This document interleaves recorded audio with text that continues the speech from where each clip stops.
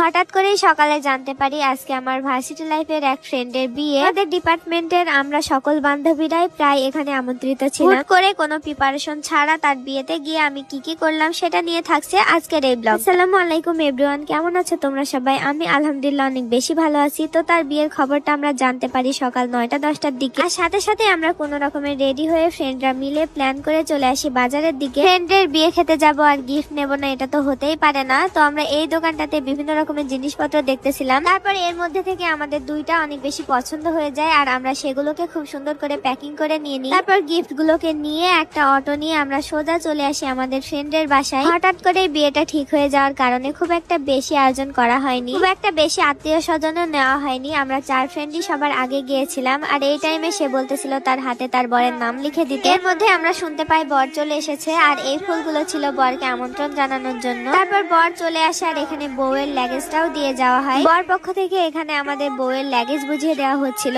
হঠাৎ করে বিয়ে, এজন্য যতটা সম্ভব তারা আয়োজন করেছিল। এর মধ্যে দিয়েই বিয়ে পড়ানো লোক চলে আসে এবং তার বিয়েটা পড়ানো হয়ে যায়। আর এই টাইমে সে কাবিননামায় সাইন করতেছিল। বিয়ে পড়ানো শেষ হলে আমাদের সবাইকে এখানে খেজুর দেওয়া হয়েছিল। তারপর খেজুরটা খেয়ে আমরা এখানে কনেকে সাজাতে শুরু করে দিই। এই বিয়েটার মধ্যে 90 দশকের বিয়েগুলোর মতো ভাইব আছে। এখানে কনেকে সাজাতে কোনো ধরনের পার্লারের লোক নেওয়া হয়নি। আমরা ফ্রেন্ডরা মিলে খুবই সিম্পল ভাবে তাকে সাজিয়ে দিয়েছিলাম। আর এই গোলাপ ফুলগুলো আমার ফ্রেন্ড তার বরকে দেওয়ার জন্য নিয়েছিল। ফুলগুলো অনেক বেশি সুন্দর ছিল, তাই আমি একটা সুন্দর ক্লিপ নিয়ে নিয়েছিলাম। তারপর কিছুক্ষণের মধ্যে আমার ফ্রেন্ড পুরোপুরি রেডি হয়ে গিয়েছিল। তো তাকে দেখে আমরা বান্ধবীরা সবাই মিলে চলে গিয়েছিলাম খেতে। এর মধ্যে আবার তার যাওয়ার সময় হয়ে এসেছিল। তো আমরা তাড়াতাড়ি করে কোনো রকমের খাওয়াটা শেষ করে চলে আসি তার কাছে। এই টাইমে সে অনেক বেশি কান্না করতেছিল। তো আমরা সবাই তাকে বোঝাচ্ছিলাম কান্না না করার জন্য। তারপর তাকে সবাই বিদায় দিয়ে দেয় আর সে শ্বশুর বাড়ি চলে যায়। আর আমরা ফ্রেন্ডরা মিলেও বের হয়ে যাই, কারণ আমাদের বাসায় ফিরতে হবে। আর আমার ফ্রেন্ডের রিকোয়েস্ট ছিল তাকে বা তার বরকে যেন আমি ক্যামেরার সামনে না আনি, তাই তাদেরকে আমি আর তোমাদের দেখালাম না। আর তোমরা সবাই আমার ফ্রেন্ডের জন্য দোয়া করবে, তারা যেন অনেক বেশি ভালো থাকে। দেখা হচ্ছে নেক্সট কোনো ব্লগে। ততক্ষণ সবাই ভালো থাকো, সুস্থ থাকো। আল্লাহ হাফেজ, বাই বাই।